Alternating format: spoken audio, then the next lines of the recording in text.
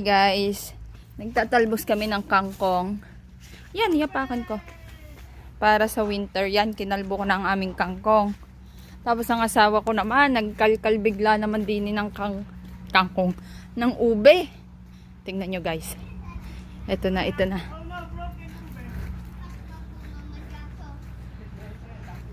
Talagang binungkal mo na eh, kani. Ilang araw pa'y binungkal na eh. Yun ang ube. Yan ang ating ube. Yan guys, oh. Kita nyo ba yan? Ube yan. Yan. Ating gagawing. Yan, yan, yan. Yan. Ay, tuwan-tuwa ang aking anak. Yan ang ube. Yan. Nagkalkal na. Tuwan-tuwa yung mag-ama. Yun! Tiyang Cora.